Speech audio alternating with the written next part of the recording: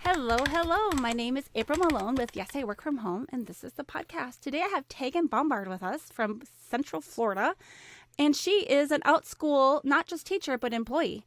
So thank you for coming in, Tegan. Hi there, April. It's good to see you. Yes, so Tegan and I met a few weeks ago, maybe 2 weeks ago, 3 times in a row. It was a little bit funny. I was onboarding with Outschool. I actually did an episode just a few episodes ago, episode 25 with Elton Curtis. He is also onboarding as an Outschool teacher. And he's like, yeah, I'm going to, switch gears. He'd been teaching ESL. And he's like, I think I'm going to be an Outschool teacher. And I'm also doing something like with varsity tutors or something like that. And I was like, oh, yeah, I tried to apply with Outschool, but they rejected my first application. And I was like, oh, I'm good. I got other stuff I'm doing. And he's like, oh, no, I got accepted immediately. And I was like, well, lucky for you. Well, after that conversation, after we recorded the interview, I logged into Outschool for another reason. I think I was looking for a class for my own kids. And it was like, your application has been accepted. Do the background check now. And I was like, what? How many months has this been sitting here? It had been like 7 months. And so I was like, clicked, and I submitted my background check, and it was almost immediately accepted. And I've been in the onboarding process since. I've taught a couple classes now. So Tegan was what class was that? I think I took 2 in a row with you. And then We did a classroom training session that we did that one twice. And the online instructional strategies, which is a little step above that, where it's really focused on using Zoom and using that Zoom to enhance your instruction. Right. So I was being a little overkill, I guess, and decided that I didn't know what kind of class that online session was. I could tell that it was probably like one that you would answer questions, but I definitely didn't expect to be the only person twice. Mm-hmm. So the first time, Tegan went through her slideshow and, went through like the general basics of, the overview of all of the ways that things work.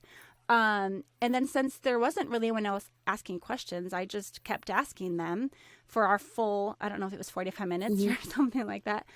And then I had signed up the next day thinking I'll just, try to get a little bit more information. And she and I were, again, I think the only people there that day. And so we just went off script and I just kept asking questions. It was pretty wonderful. It's pretty awesome that we're able to do that.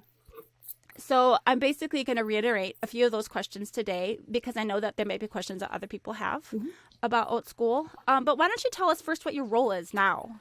Absolutely. So I am the onboarding specialist for Outschool on our internal team. And essentially what that means is from the moment a teacher, an educator, begins to be interested in Outschool, they go to outschool.com, they click on that teach button, you'll start receiving emails from me and you'll kind of fall into my bucket of care, so to say. And you stay right with me until around those times that you're starting to feel really comfortable. You're getting your feet off the ground with your online teaching business. And for some folks, that's a couple weeks. And for some folks, that's a few months. And everybody's a little bit different. But that's essentially when you fall into my bucket, so to say. And then within that role, I help our team to develop and implement professional learning opportunities, coaching to help build your business up for success. I run Facebook cohorts to, again, kind of get some different educators together so that we can lean on one another. So you can have that buddy, have that camaraderie while you're kind of learning the ins and outs of this new to you entity and just kind of embarking on this journey. So that's my internal role. How many people are in that same role that you are? That sounds like a lot of people. I am the only one. So I am the only onboarding specialist. My team is, I do lead a few contractors that usually help out with those trainings. So some of the live trainings they help out with as well. But I am the only onboarding specialist for the company. The day that I met you, both of those days, actually, you usually don't even run those classes at all. So you were. I was helping out. It's a spring break time. So everybody wants to be, it's that time of year when folks want to take some vacation and things are starting to open back up again. So we're like, so I'm helping out while we do that. So you said that you work with some contractors. That means you're not a contractor. No, are you an employee? I am, yes. I was a contractor at one point with Outschool. I began contracting with them in the fall or late fall, early winter of 2019. But I am not a contractor any longer. I am a full-time employee. Okay. And before that, had you been teaching Yeah. as well as an independent Yeah. contractor? So I started with Outschool in June of 2017. My family and I had just sold our house in Georgia, moved to Florida. I saw an ad on Facebook thinking this is not legitimate. What is this? It was a brand new thing at that point. Our application process was quite different. At that time, you had to have a phone call. So you would send in, you'd inquire about teaching at Outschool. And the person I actually spoke with, Laura Forty, is still an Outschool employee. So I got to chat with her on the phone way back when. And I was so afraid. It took me a few months to really get myself to the point of teaching comfortably. And I would say I was still in a brick and mortar classroom. So it was about 6 months for me to really, truly be comfortable with what I was doing. And we had the luxury of kind of taking our time with that. Were you teaching in the classroom and then intending on switching out or looking for something different? Or is it something that kind of fell into your lap and you just transitioned? I did both actually for a couple of years. So I was using it mostly as a side job. I taught in the evenings and I taught on weekends to supplement our income, because as teachers, most teachers do not have a very high income there. So I was teaching, especially here in Florida. So I was teaching to supplement that. And my hope was to continue growing that. And I wanted to teach on the platform full time. It was just one of those, when do you make that leap? As the health insurance provider for the family, as the, financial aspects, where I have 2 children, that's a big leap, a very big leap, which is why I went into contracting. And just always, I never took that full-time leap, just out of my own fear, I think. Yeah. Your story is actually really similar to mine except for I went into the ESL teaching, and you went straight to Outschool. And I had been hearing through the rumor mill, a lot of teachers online are always trying to recruit people to their other companies because there's usually some sort of onboarding promotion for, bringing people in and being that referring teacher. It can get a little spammy at times. And that's actually how I also found out about VIP Kid is an ad. I didn't hear it from another teacher. It was exactly what you said. I'm like, what's this orange thing, And within a week, I was hired and started teaching immediately. So what did you teach back in the day? Let's go back to brick and mortar classes. So I am an elementary teacher. By my degree, by my certifications. Mostly I focused on literacy instruction and predominantly in low socioeconomic areas, where I worked with the students who could not pass state assessments is my general area of expertise. So working with struggling readers, is mine. What age limit? Typically, third to fifth is my age group that I usually have worked with in brick and mortar. I've taught every other grade, but 3rd through 5th is my general area of specialty. So got it. And is that what you went straight to teaching, or did you branch out and try anything? Yes and no. So I do with teaching on Outschool, I kind of stuck to what I knew. I was also embarking on homeschooling my children at that point as well, at least my oldest one. So I did a good mix of what I knew in the classroom and kind of what I was already doing.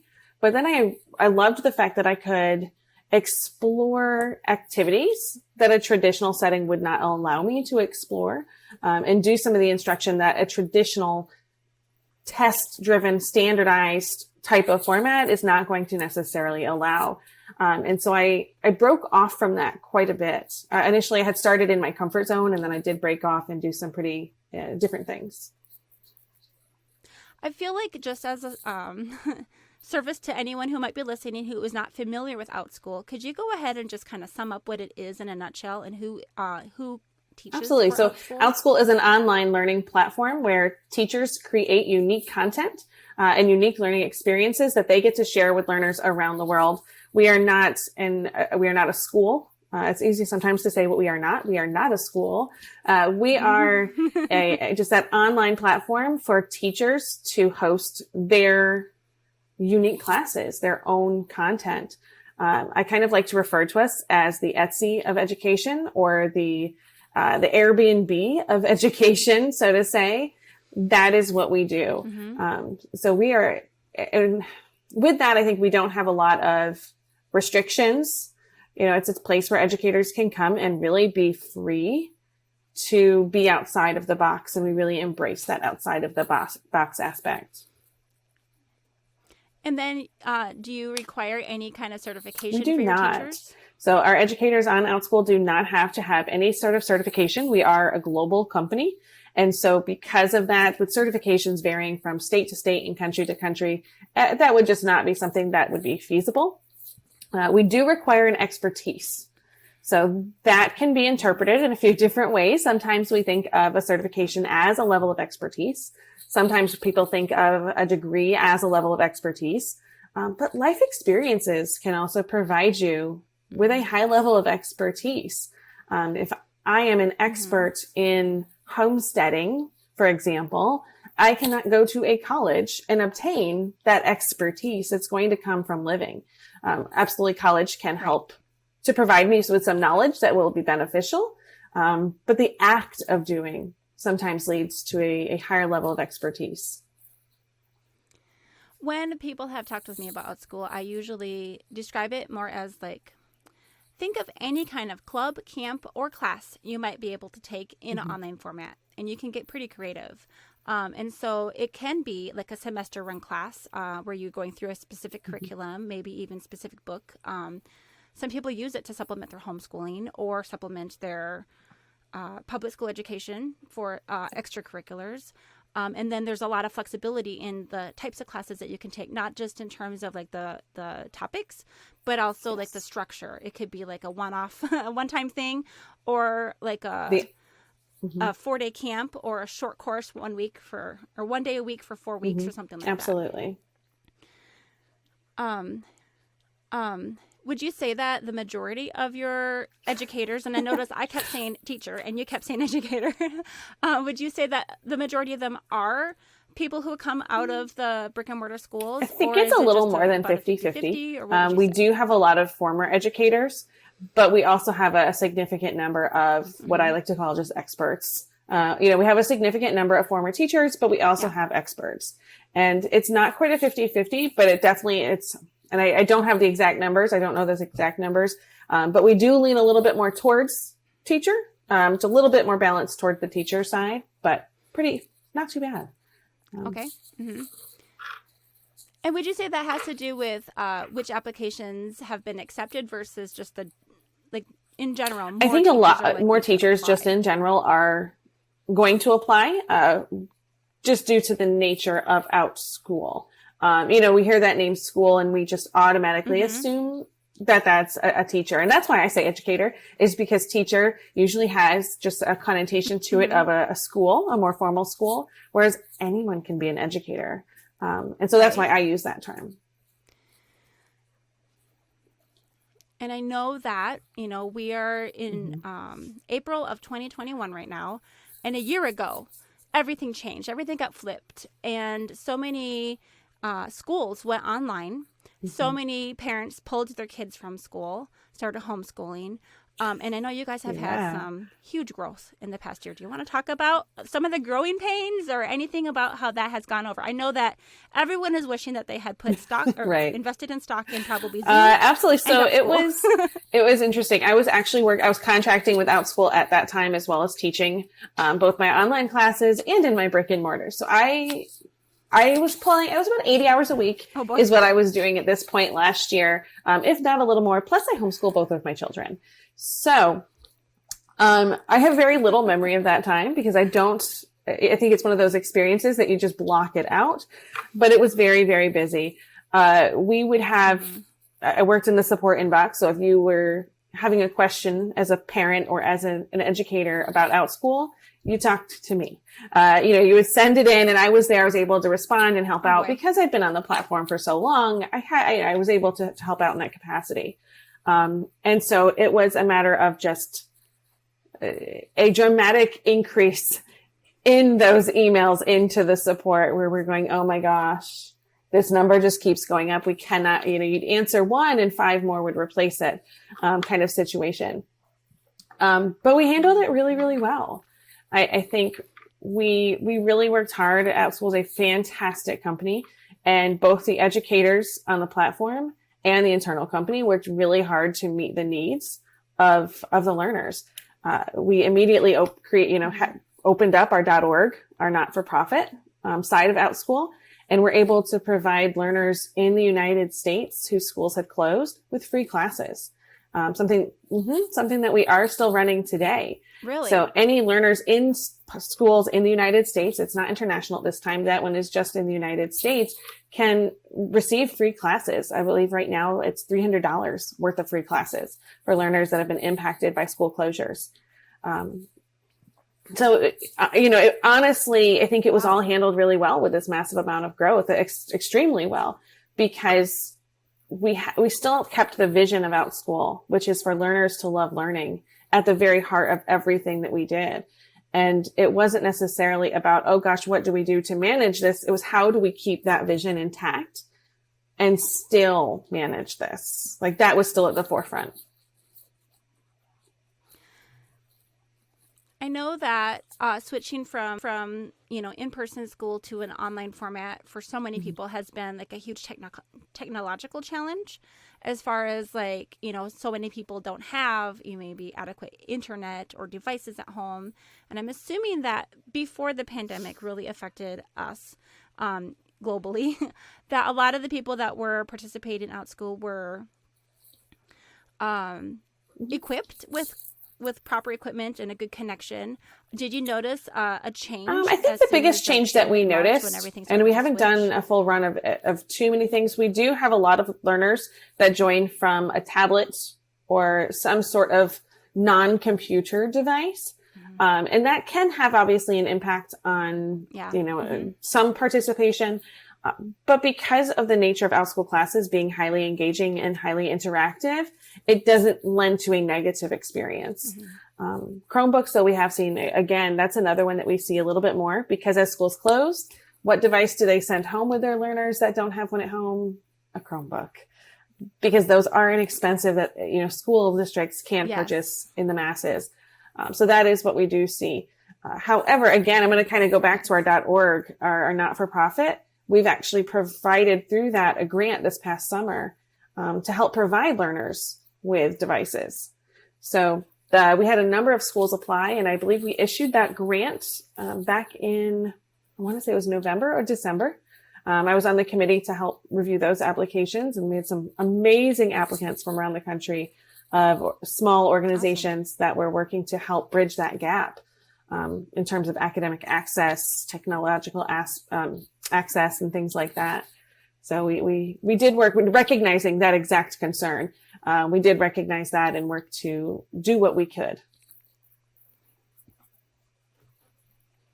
It is per family. When you said $300, was that per so it is student per or per family. School? Okay. And they need to be enrolled. So they need to be, and again, I believe the qualifications there. It's just that they have to be in a United States school district that has been impacted. So when they register, they do have to let us know what is the school district that they're coming from, so that we can just kind of have that verification there. But most schools, I'm not really sure if there have been any that have not been impacted by school closures at this point. So right. Yeah, our family has been impacted. We had all three kids in our online school. It was a charter, in person, about 3 miles from here. And we had all three kids move to online. And then January, I finally, on our 100th day of school, I looked at my two oldest kids. I had talked with the principal earlier that week, and she said, yeah, the funding that we get per student, per head, that basically stops at the 100th day. Yep, that's the FTE is what they call that. Good day for me to the full-time enrollment. Right. And so I kept my baby girl in her kindergarten class. They only see her teacher for about 5 to 10 minutes a day. Otherwise, it's just, worksheets and videos and me teaching her. She was a half-day kid. So I think the other full-day kids would have 2 short meetings. But that teacher is trying to manage a classroom with, I think in the afternoon, she has like 28 kids or something like that in there. So I don't blame her, but we're definitely not having the full kindergarten experience that we imagined for our little girl. So back to June, when I put my application in, I did, Mm-hmm. I don't know if you're still doing it now, but I had to do like a practice test, or like a practice. Mm-hmm. I think it was like a 5-minute video of me teaching a class or pretending to teach a class. And I chose to do something about Zoom tools, like some of the annotation tools that you have, and how you can change from writing to drawing to draw lines and, text and colors and things like that. And that's what we ran in with a Chromebook. I had my daughter sitting in like a student, and we found out very quickly that the Chromebook is limited in what they allow. And so we tried to switch her to an iPad, and again, very limited in what they can use for tools. And so it made me think, well, it's one thing if you're just taking a class where you're watching and listening. It's another one where you might need to do like collaboration on the whiteboard. You would have to be really careful about what is required for those classes to make sure that kids don't take a class who don't have the correct equipment. We have supply lists. And that's where like the equipment lists, I think that I think people are probably pretty good about letting people know what they can and can't do or what they will need in order to conduct the class. Can you talk about some Outschool? of the kinds of classes that people teach? And there's amazing classes. There's so many different classes that I've seen. You have everything from a more traditional curriculum. There are a lot of educators that do more traditional classes that you would find. There are also some really out of the box classes that you would not find. I can speak. My son is 12, my youngest son.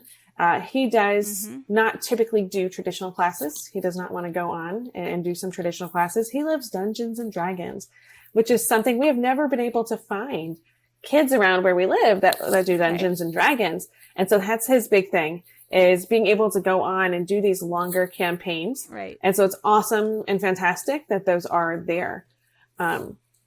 My older son does do a little bit more traditional classes. He's getting ready. He's 14. He's getting ready for some dual enrollment. So he's working towards this college acceptance. And so he does stick a little bit more with some traditional classes, but he mixes in social. We live in Florida and he loves hockey. So he'll do a hockey social class. We're originally from New York. So he comes by the love of hockey, very, very honestly. And so he'll do a social class where he just gets together once a week and chats for 30 minutes with all of these other kids his age about hockey.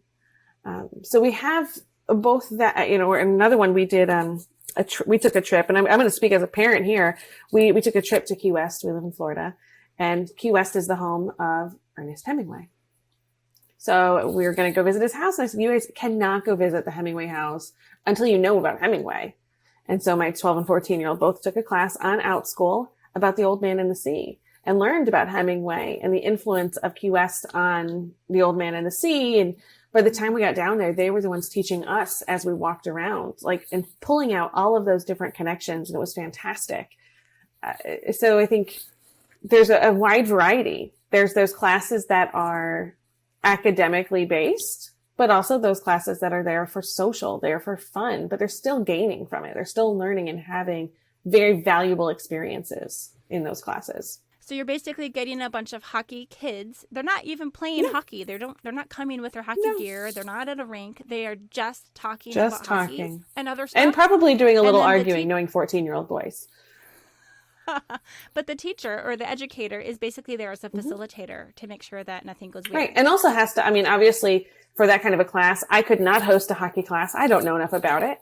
However, that facilitator does. They need to know about hockey. They need to be an expert, as we like to say, in hockey, so that if the discussion gets a little off kilter, because we're 14-year-old boys and we don't always know everything, much to our dismay, we don't always know everything. That educator has the ability to wrangle that conversation, get it back on track, and provide the accurate information.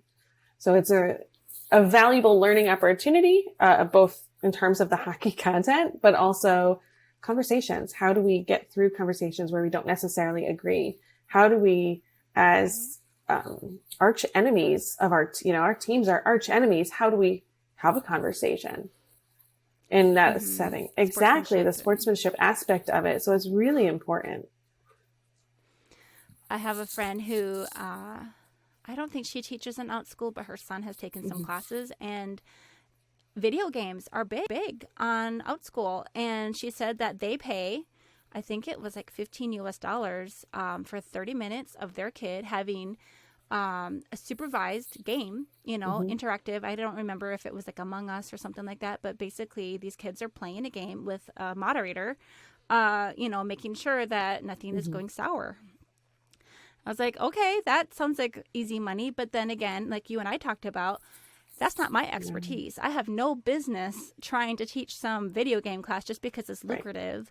If that's not what I know, I wouldn't be able to handle.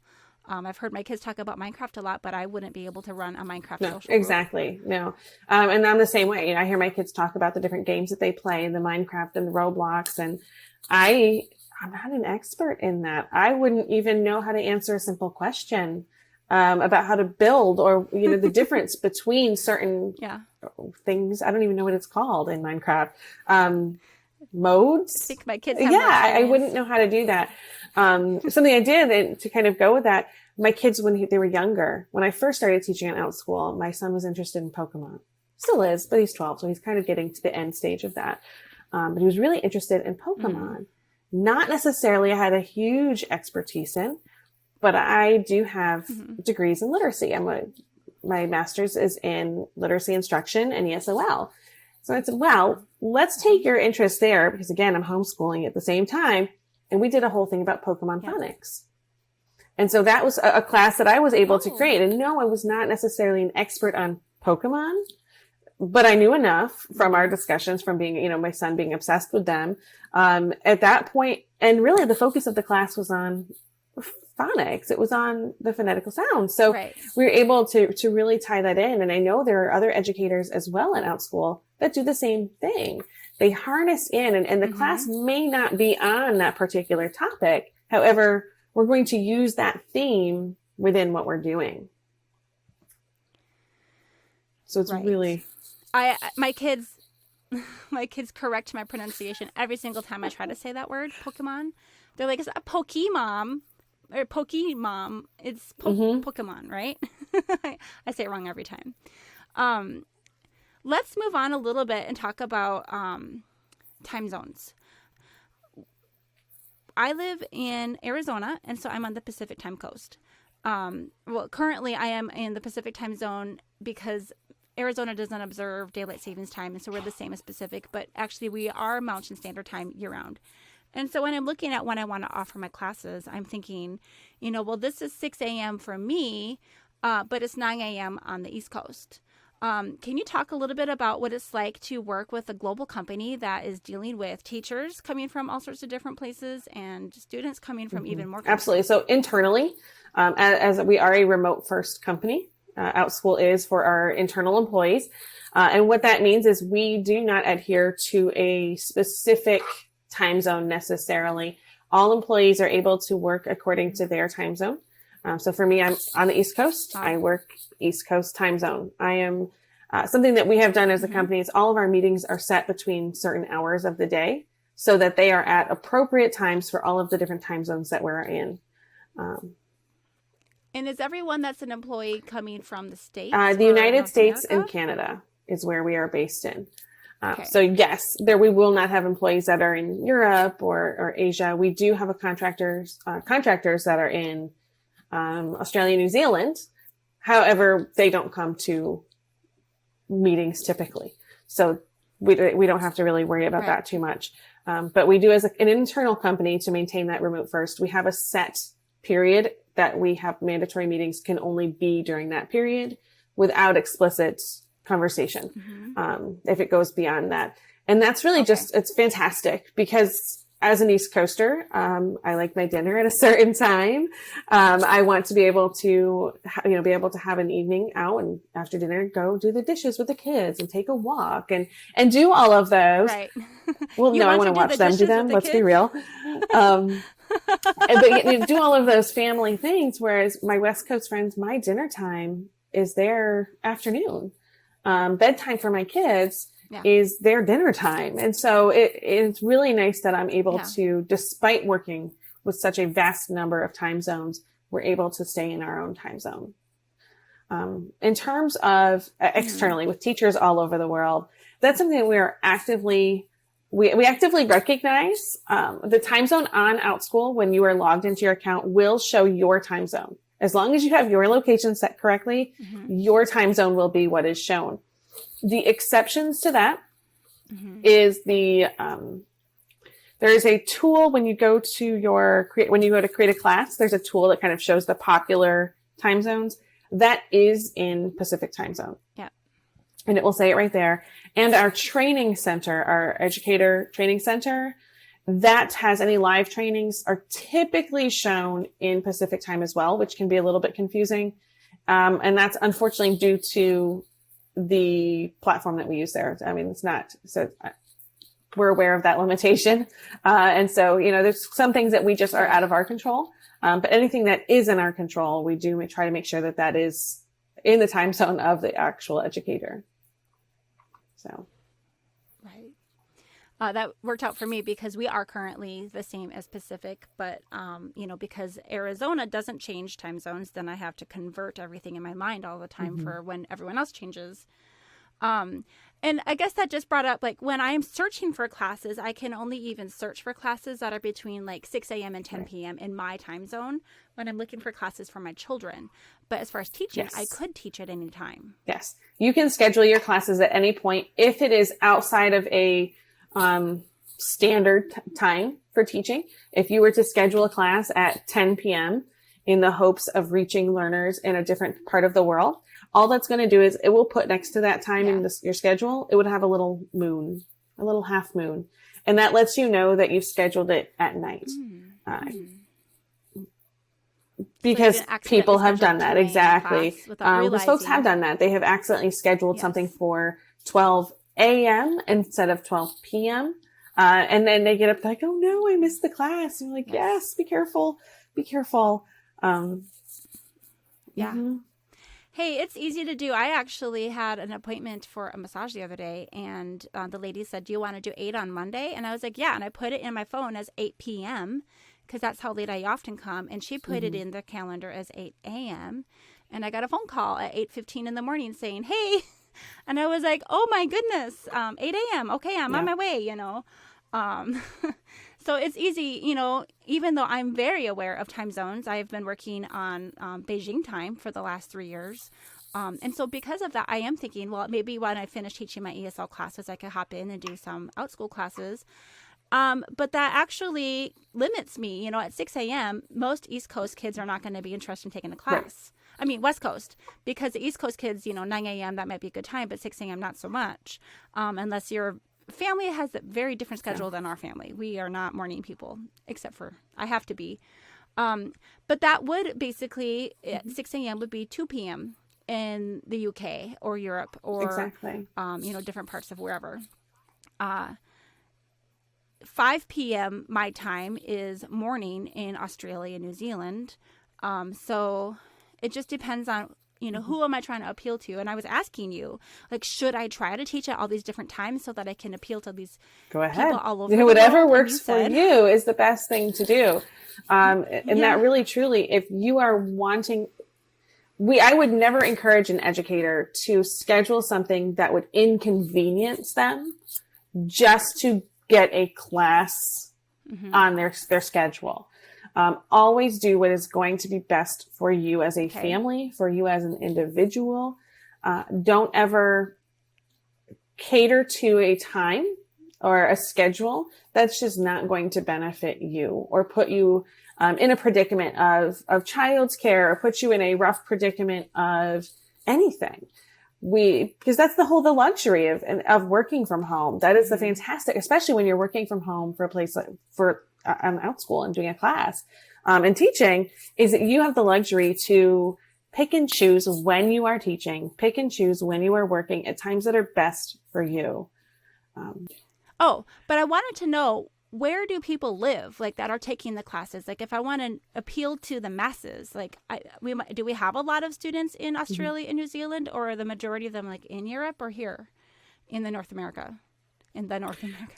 We have, and I don't know if we have our exact number of countries. I know at the end of last year, we had reached nearly 200 different countries around the world. And so we do have a lot of students and a lot of kiddos in the United States and Canada and in our 4 or so major time zones. We still have Alaska and Australia as well. We do have learners in just about, I believe, every other time zone as well. Are the numbers as much? Mm-hmm. No, right? We don't have quite as many. You're not going to go and find the same numbers in Eastern Europe as you are going to find on the Pacific coast of the United States. But also they don't, English is not the primary language in those countries as well. So being an English language platform, we do have some limitation to that in terms of our global audience. Something that we are also recognize, that we recognize and a hope is to obviously expand that. However, right now we are limited to English speakers. So that will be a little bit of a hindrance and a roadblock there. There are some teachers who are teaching all Spanish classes or language classes, but they still are using the English platform and talking with parents in the English language. So that still needs to be a requirement at this point, right? It does, but also we absolutely welcome complete immersion classes. As an internal team, I think we have quite a few languages represented. That we can speak as well. So I think that would never be a true blocker. As long as you're living in one of the supported countries that right now we can do, which is the United States, Canada, the UK, Australia, and New Zealand. As long as you're in one of those 5 countries and that is your place of residence, you should not let language be a barrier.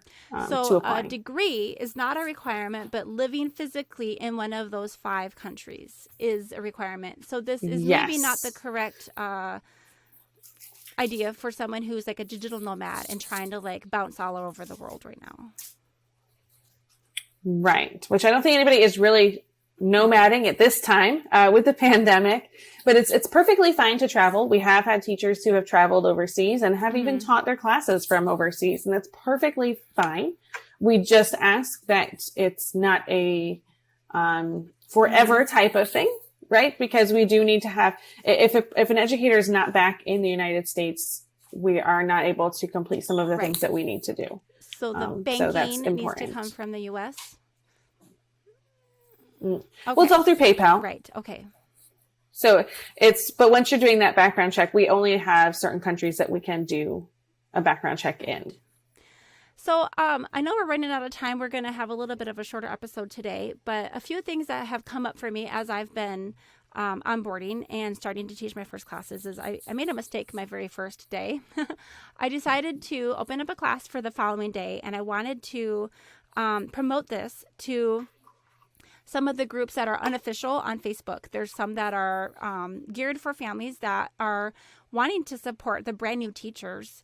And sometimes they can get maybe a discount or, with not the expectation or a requirement of giving a nice review, but they're going to be kind. And if there's going to be criticism or negative feedback, they would probably message that. It's kind of a safe place for teachers to get started and everything. And so I joined a couple of those groups, which I thought was going to be fun for me to also maybe possibly get a discount with my own kids. Well, I promoted my, classes I had set up for like the following day. I had, I think, 3 or 4 different times. And what I didn't realize as a new teacher was that if I didn't have any enrollment in those classes with 24 hours out, they would all be canceled. And so throughout the day, I kept getting the email saying, your class has been canceled. Your class has been canceled. And I was like, oh, I was hoping to get some last minute people, So that was a little bit of my learning curve. Are there any things that you've seen people do that might kind of hinder their opportunity to get started, or any things that would be really good for a successful start? Right. So sometimes we look to other people and we see the success that someone else is having. And again, like I said earlier, it happens at different time periods. Everyone, that getting their feet off the ground happens. It can happen in a week for one person, 3 weeks for another, 6 months for someone else, right? Everyone is very, very different. But sometimes we gravitate towards those people that were very successful very, very quickly, whether they truly were or they're telling us that they were. Sometimes it's hard to tell the difference.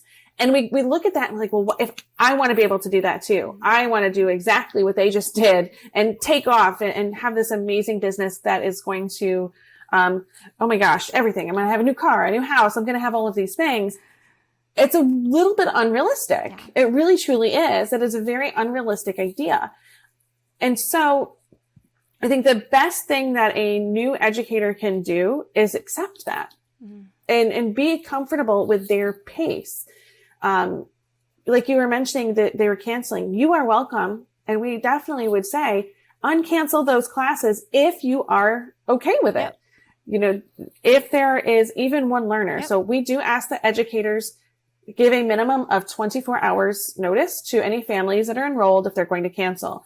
So if you are uncanceling a class, we'll say 23 hours ahead.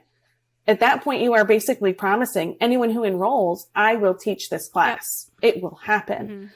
Because that's a poor experience for those kids. Imagine being, you know, you've got kids, they are so excited about this class and now it's an hour beforehand and they're not going to be able to take it. Or mom and dad had enrolled them. Bought supplies. They've already got the supplies. Exactly. Or maybe it was a class because the parent, you know, mom and dad have a meeting and they needed something for that hour and now they don't have it. You just don't know. So I would absolutely say to uncancel those classes and be open to teaching below that minimum number of learners. I think, that would be fantastic because even our most successful educators have taught below their minimum. Just to get started, especially, and to get ratings. I mean, reviews and ratings. And by the way, if you ever are reviewing online teacher, please be kind. You know, you can be honest. That's totally fine. But that private message is really going to be appreciated because a negative review can really, really, really impact their future teaching ability. And they might have just been having like some technical issues or a rough day. So far, and a lot of times with those technical issues, it's very hard to pinpoint where is that technical issue coming from. Oh, right. Is that coming from my computer? Is that coming from the kiddo's computer? It's very hard as both a parent and as an educator. It's hard to identify what is the root of that. So, I mean, really the instruction is what should be included within the review, not any sort of technical issue, because again, we just don't know where that's coming from. And as far as like who's successful, I know that there's a lot to do with personality and like an online presence. You know, some people just are really, you know, gregarious and, you know, charismatic in their like expression and engaging. And so even though one person teaches, you know, I know that there are people that are doing stock market classes and are wildly successful in that. And then I see other people trying to open them up and I'm like, that person doesn't seem like they have the demeanor to really be able to pull off that huge class like these other people are doing. My kids have taken a juggling class. The lady was very mild-mannered, but it was a good experience. We had one that they took. It was what do you call it? An escape room. And that lady was like wearing a costume. She had a wig on and she was like acted like a game show host. It was very engaging. And the kids were like yelling out their answers. It was so fun. And then I have a kiddo who's taking a coding class and it's very systematic, asking really good questions. And we've got some, you know, people who are not, English is not their first language in that class and it's going really well. So that's the joy though, is you don't have to be doing what is it, the TPR, I think, especially coming from VIP Kid, that's what you have to, you do not have to do that on Outschool. You know, that will be a great thing for some families and other families are like, I don't want that. Right. Just be you. And I'm sure just that's be you. difficult for some people who are coming out of teaching ESL and having those like requirements of you must be, you know, using your hands a lot. And other people are just like, oh, please don't. Please don't. Hey, Tegan, I know you need a run. Do you have any last words you'd like to share with anyone who might be embarking on working from home or interested in Outschool? Just in terms of working from home, I think the best thing is to really find your balance. You know, a year ago, I would not have been able to sustain having and juggling all of these different things. So you have to be able to find your balance between your work, your life, and everything else that you have going on. But in terms of Outschool, I just encourage everybody to check out Outschool. We've got some exciting news that's coming forth today. So, really exciting news coming forth. So be sure to kind of check that out, in terms of some funding and some exciting things that are coming down the pipeline for educators, for the platform in general. But to check us out, whether it's for classes for your kids, if you're interested in teaching, we would love to see what to have you and to have some awesome new classes up on the platform, because it really can be a fantastic opportunity for educators and learners both. Some really awesome experiences. Well, thank you so much, Tegan. I know I could go on and on and on and on and on about this. We've already talked about it for 3 hours in the past, but I'm going to let you go. Thank you so much for sharing this time with me. Appreciate it. Absolutely. Thanks for having me, April. Yes. All right. Well, this has been April Malone with Yes, I Work From Home and Tegan Bombard, and we'll see you next time. Bye there.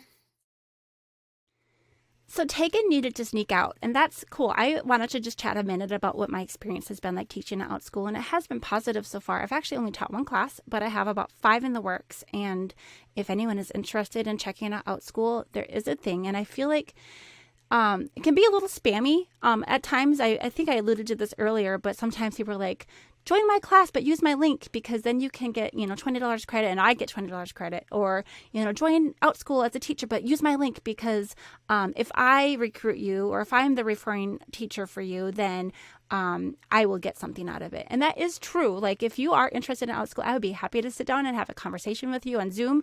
We talk for an hour about it. I would be happy to talk about what my application process was like. I talked a little bit about how my application was originally rejected and then it was accepted. And we didn't get into that earlier, but Tegan told me when we met a couple weeks ago that what happened is they had a huge flood of applications, like an enormous number of applications over the summer. She didn't mention how much they grew, but they grew probably more than 10 times from what they had been, a year ago. And she said that, they were denying a lot of applications. And I had seen some of my friends who were teaching Outschool, they were recommending, apply 4 or 5 times and you just have to tweak this and that and the other thing. And when I put my application in, I felt like it was pretty solid, actually. I had been teaching online for 2.5 years at that time. I feel comfortable on camera. I did pick a topic that was a little bit sketchy. Doing the Outschool, we do everything on Zoom. And with Zoom, there are some features such as the chat box and the whiteboard annotation tools, which can be a little bit mishandled by some students who are maybe more immature or less mature would be the better way to say that. And so I kind of picked a topic that was maybe controversial. Some people are like, oh no, don't ever turn on annotation tools. You're just opening yourself up to a world of trouble. And same thing with the chat box. Some people just disable it or they'll only allow the students to communicate with the instructor. And I just thought, well, maybe I just picked, the wrong thing. I thought I had a really solid class. I was letting kids practice all these different annotation tools and how they might be, in talking about how they might be able to be used in the class. And so she said actually that later on they, I think they gave it a few months and in October they went back and they reviewed all of those applications that they had rejected and brought in a whole bunch more teachers. And so my application had probably been approved for 6 months almost before I noticed. I don't know how I missed that email, but I did not know. And I probably would have taught 6 months sooner. I like it. Some of the things that we didn't talk about in our interview was pricing. So Outschool teachers have autonomy as to what they want to charge per class. You could charge $1 per class as a minimum. You could charge $20 per class, per student actually. And you can set how long your class is going to be. Some of them are 20 minutes. Some of them are an hour and a half. There are some, I think that for the most part, people expect it to be probably between 45 minutes to an hour. But you do have a lot of quick ones. Some of them are like a kindergarten roundup, and you'll see like a lot of preschool teachers and kindergarten teachers just doing the ABCs and calendar and days of the week kind of thing. I think the class that I taught was 55 minutes, and it is easy to roll past that, or if there's any technical issues, you don't want to ever teach less than what you've committed to, but you have to be really careful if you are doing back-to-back classes that you're able to get out of one and into the next. So the classes that I'm teaching, it's kind of funny. One of the things that I've been doing in my community, in my neighborhood, and the Buy Nothing group that I'm part of in my city is I've been filling up people's foaming hand soap containers. I just take a little bit of Dr. Bronner's, like the liquid soap. I actually have some with me here. And I can put in, it's like a ratio thing. So maybe one piece or one part of my liquid soap to 3 or 4 parts of distilled water. And I can reuse my foamy hand soap container again and again and again and again and again, like for a year. And I'm looking at all these people that are buying these foamy hand soap containers, and I'm like, they are $3 at the store, $10 at the store, depends on if you're going to Bath and Body Works or what. And I've learned that you can even take like soft soap and dilute it. It's more of that. That's more of like 1 part liquid soap to maybe 4 or 5 parts water, and it'll still do foam up for you. And it's really nice because you don't take as much, you don't use as much soap. You can take a refill bottle and refill that same little one again and again, and really keeping things out of the landfill. Some of the other things, and that was actually really about the conversation about reducing and reusing before recycling.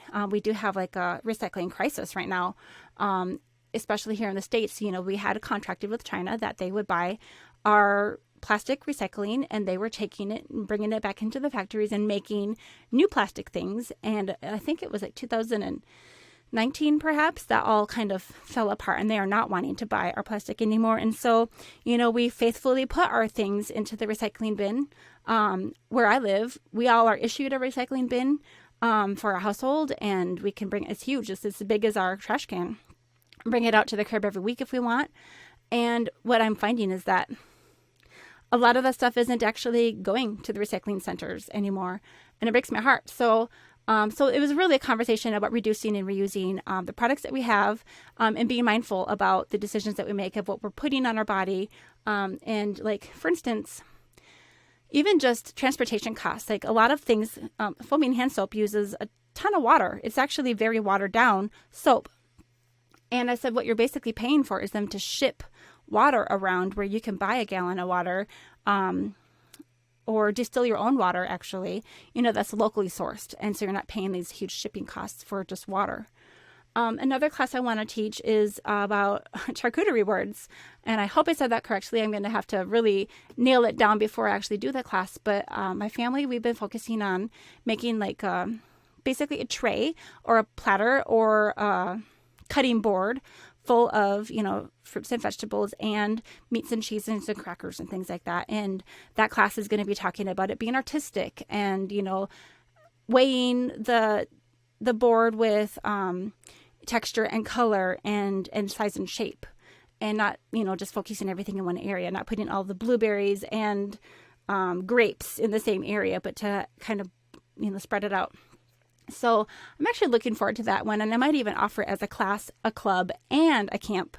So the way a camp works is it's like maybe say 4 sessions or 5 sessions or 7 sessions, but in a very short succession, usually 1 day every week. Or what am I saying?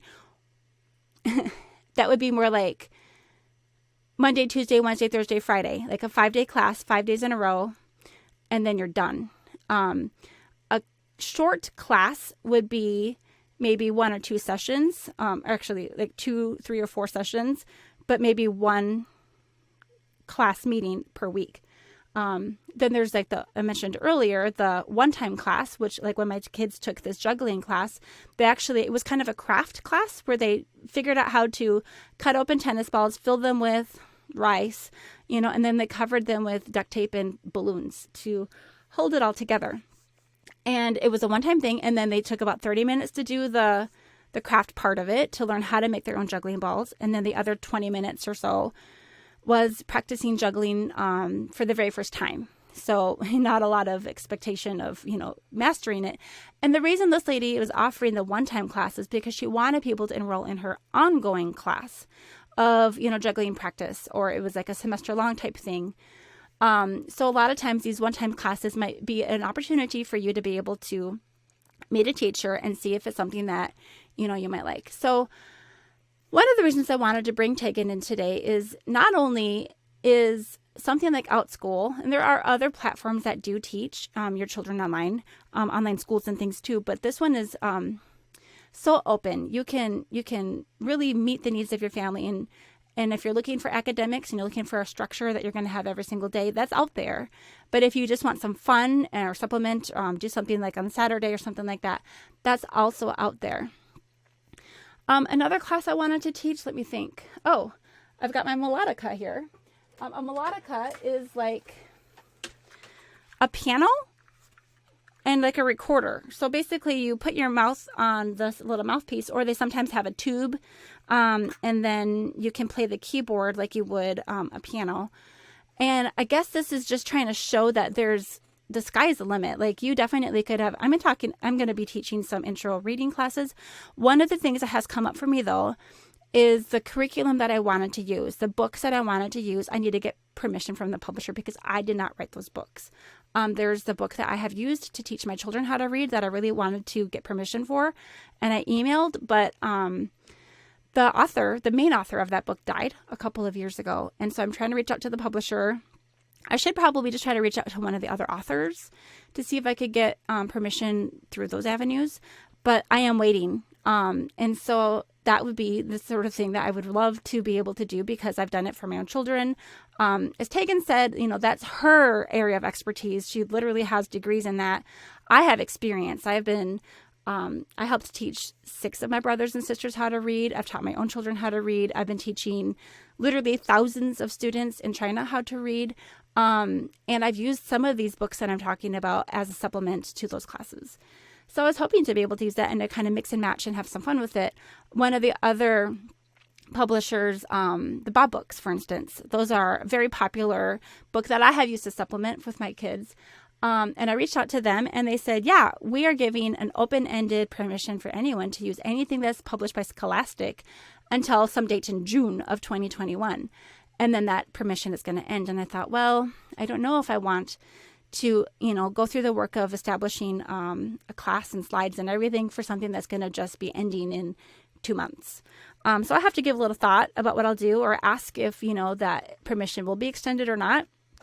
And then the third one that I wanted to reach out to, really fantastic books that are similar to Bob books, but better pictures. And I do like the structure and just the whole format of those books a little bit better. But I started to go into their website and their publisher, and it's so much work. Like every single book I want to use, they want to know how many images are in that book, how many pages would it be, and I would have to and these are little tiny books that are all in a little package, and I'd have to go through and count all these things, answer all these questions, and it would be for every single pack, and there's multiple of these sets that I would want to be using, and honestly, it stopped me. I was spent a couple hours starting my application for using these books, and I quit. So I might go back to that. I don't know.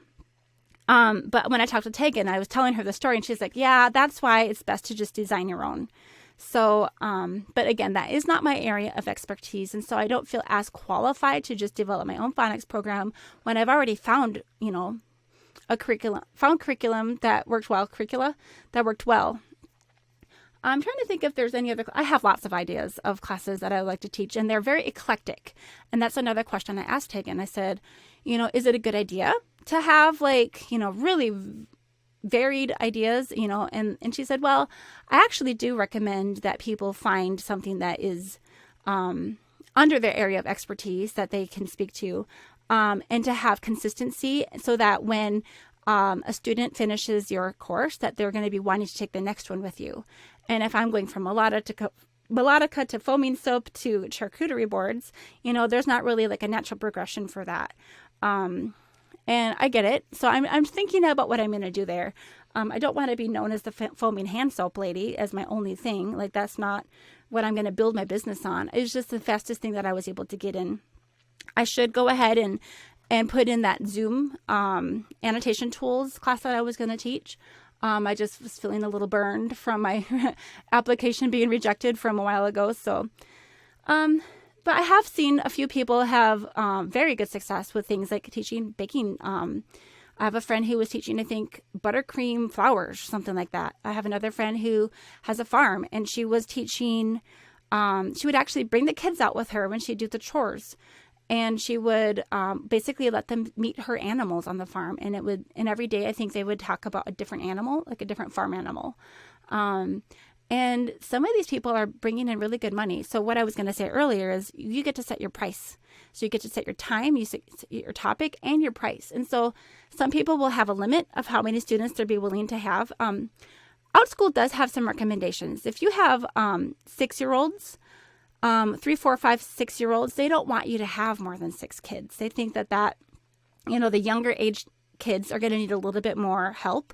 They might not be able to handle a very long class or a class with a lot of students. That might feel a little overwhelming. But if you have students who are up to age 18, which I think is the limit, they will let you have, I think, up to 18 or 20 kids in these sessions. So what I have seen, and I've done the math for some of these people. I mentioned the stock market class earlier. There was a lady that was allowing people, she has a degree in this or experience, like she definitely is qualified, but she was teaching something related to the stock market and let the kids play with their money. Like they had money that they were assigned, fake money, obviously. And then they would see how they would do in the stock market. And that lady's classes were sold out, like all of them, and in months out. And I looked at how much she charged per kid. And then I looked at how many classes have sold out. And I realized this lady is making way more than 6 figures a year, way more. And probably like $250,000 just teaching that one class. And I was like, that's lucrative, but I am not qualified to teach that kind of class. And I can't. I don't want to replicate something that someone else has already done. So you have to definitely find what you're doing. But if you are in the middle of a job hunt, or if you're looking for a change of pace, or you are done teaching online for your school zone, your school district, but you're interested in having more, freedom in what you want to do and when you want to do it, like I would definitely recommend Outschool as something to explore as an option. Like I mentioned before, that there are many other platforms that you can teach on in different ways, like set up courses and things like that. But this is a place where people are right now. A lot of people are on this platform. They have had really huge growth, and it's kind of a place to be right now. So definitely check it out. If you want to find me, I'm April Malone at Outschool. Or send me a message through yesiworkfromhome.com if you can't find me, and I'd be happy to let you know what I'm teaching. I'm looking forward to it. I am having to kind of be a little bit careful about when I'm going to set my classes. I've been trying to preserve my weekends. I've been trying to get back my weekends for my family. And right now my weekends look like Friday and Saturday. So I'm willing to teach on Sundays, but Fridays are really open, so I should teach on. What's happening, though, I have to be careful that I don't let everything encroach on my time with my family. And so that's one reason why I was looking at teaching, possibly, looking towards the kids in the UK or in, I think the UK would be really good, because if I was teaching at 6 a.m. in the morning, it's 2 p.m. for them. As long as that's a good time. 3 p.m. for them might be coming home from school. But she did say that there aren't as many students from there. So I will have to be a little bit mindful about, when I'm scheduling my classes. Are they times that would be, available for a lot of people that are actually looking for them here in the States? Some people are looking for morning classes or afternoon classes or weekend classes. It just depends on, who's going to be overseeing that. Are their parents going to be helping them log in? Are these kids going to be able to log in for themselves? The other reason I wanted to bring this lady in today is because, a lot of people who are working from home are also having their students working from home. I know that a lot of kids are coming back into the schools now, but there are still some of us who are choosing to homeschool or choosing to work from home while overseeing the kids in online school. And like she mentioned, this can be a way that your kids could be occupied while you're in a meeting. But take note, if you are in a meeting like on Zoom and your kids are in a meeting like on Zoom, that's double the bandwidth, for your internet. So be careful that you don't always, you're going to have like fiber speed internet to be able to handle, multiple people in video conferences at the same time. So just a little extra food for thought. I just wanted to close out with that. And I'm so thankful that Tegan came and met with us today. And all right, this has been April Malone with Yes, I Work From Home, and we'll see you next time. Bye-bye.